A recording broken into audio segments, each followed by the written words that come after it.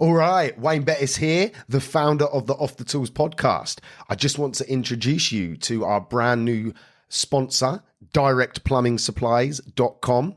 It is founded by a former tradesman who has set up his own plumbing and heating merchants. He has an online shop, which is obviously at directplumbing.supplies.com, and he delivers across the UK.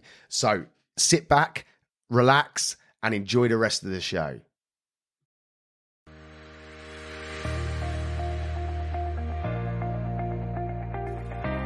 Hello, welcome to this episode of the podcast. I am Wayne Bettis, your host, and today I'm going to be talking about 7 steps that you should do before launching any business.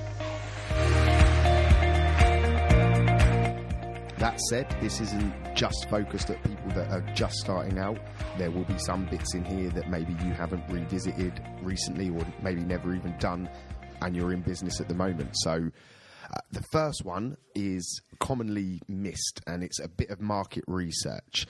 So market research is there a demand for the business? So for most of you guys, you're in a trades business. So generally, there is always a demand, but you should still have some idea on the market. So if you live in a town and that's where you want to work, you want to do some research into that town to know the areas that most homeowners live in. For obviously, if you're going to be spending money on advertising, you want that going to the homeowners that you want to attract.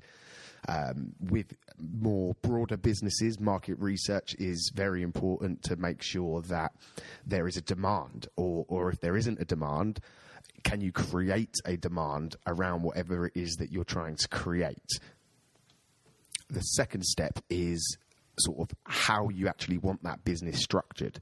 So are you going to set up as a sole trader? Are you going to set up as a partnership with somebody else? Are you going to be setting up as a limited company? So they're the 3 most common structures in the UK. There are a few others, but for most small businesses, that is the 3 choices that you generally will have. There's no right or wrong answer. My personal preference is always a limited company.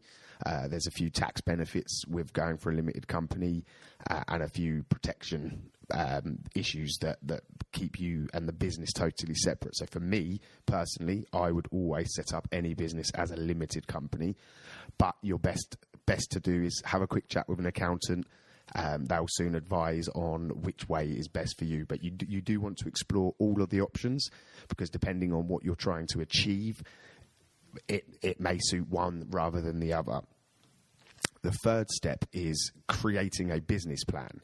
So for many of the people that I speak to, the idea of creating a plan just scares the shit out of them. And when I first started, I won't lie, I didn't have a plan. I just sort of thought I'd stick some stickers on the van, throw some business cards out, and see where it went.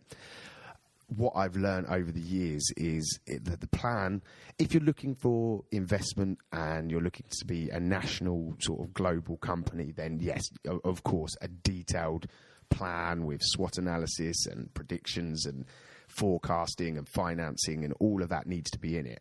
But for a small business, the plans can change. So for a small business, you only need an A4 bit of paper. You can create a very quick roadmap of what it is that you want to achieve, and at least then you've got some sort of blueprint. You wouldn't start building a house without any idea what rooms are going where you're building, are you allowed to build, etc., etc. So creating, even if it is just a very, very simple plan, at least it gives you some direction on what it is that you're going to achieve. The fourth step is going to be choosing your company name. It's a lot of people, you can really procrastinate over this, but you do want to give it some thought before jumping in, because it's quite costly to change in the future and a lot of effort. And so getting your name right at the beginning is quite important. So what you need to think about is, does the name clearly define what it is that you're going to do? For large businesses like Apple and things like that, obviously their name doesn't. But when you're starting out a small local business, it's going to be quite important that your name is clearly representing what it is that you're going to do. When creating the name as well, you also need to think about how that is going to be presented in your marketing. So when you don't want a name that's 30 characters long, because it's going to make it very difficult to put that into advertising. And that takes me straight on to my fifth bit of advice, which is about your logo. For most, your logo will become the face of your business.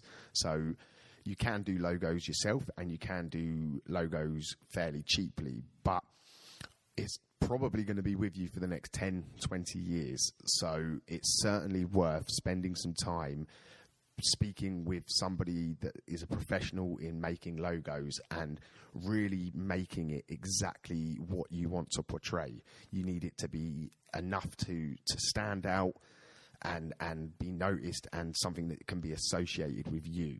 So really think about the design of the logo, because it's going to more than likely be on your workwear, it's going to be on your van, it's going to be on your business cards, it's going to be on your website, it's going to be everywhere, it's going to follow you around. So making sure that is presented nicely, professionally, and clearly is very, very key. So just quickly, we started off with number one, which was the market research. Then we looked at number two, which is looking at what sort of business structure that you're going to house your business in. Then we looked at number three, which was creating a plan. And like I said, you do not need to overthink it. A short plan is better than no plan at all.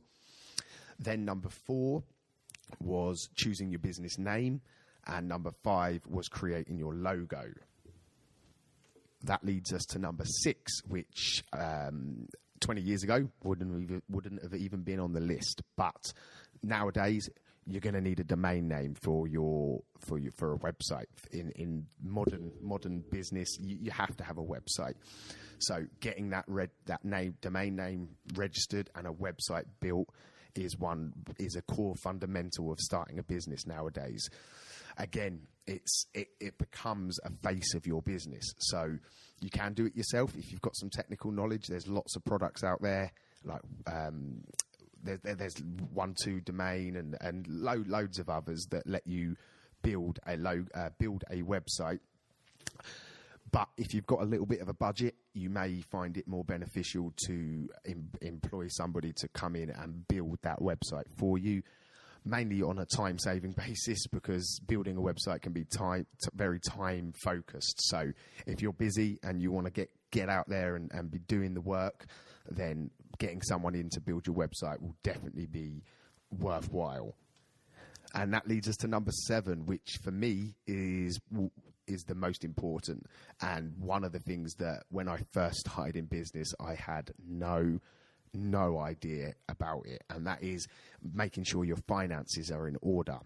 What I mean by that is, from day one, you want to have a list of your overheads. You want to have a list of everything that comes in and out. And thankfully, the modern world lets us have software now that you can do this all from your phone. You can have it directly linked to your accountant, so they've got a live visual representation of your business. But getting that set up at the beginning is very, very important. And once you get 1 year, 2 year, 3 years down the line, if you haven't done that, you're going to start having problems with knowing what money's yours, what tax is owed, what's due to who. So having something like a Xero or a cash flow or Sage, whichever one it is you go for, have it all set up from the beginning. So it becomes just a habit that every time you spend something, it's logged on. Every time you receive money, it's logged on to the system. So you're never in a position where you don't know how much you owe to who, what tax is due, because the software calculates it all for you. And you don't want to be one of these guys that run down to the accountant in January with a big bag of receipts and a big bag of invoices and say, right, Mr. Accountant or Mrs. Accountant, tell me what I owe, and then having to struggle and find money and put yourself under pressure. You don't need to do that anymore. it's the software makes it so simple. And most of them are like 20 quid a month, which are very, very small amount of money compared to what time and effort and pressure it releases from you. So they're my sort of 7 fundamental tips to getting started in business. Like I said at the beginning, even if you are in business, some of this you may not have already done, or you may not have looked at for a long time. So go back in and imagine you're starting out again and tick it off the list to see if there's stuff on this that can help you get your business more structured, more organised, and ultimately make you more money. Have a good day, everyone. Goodbye.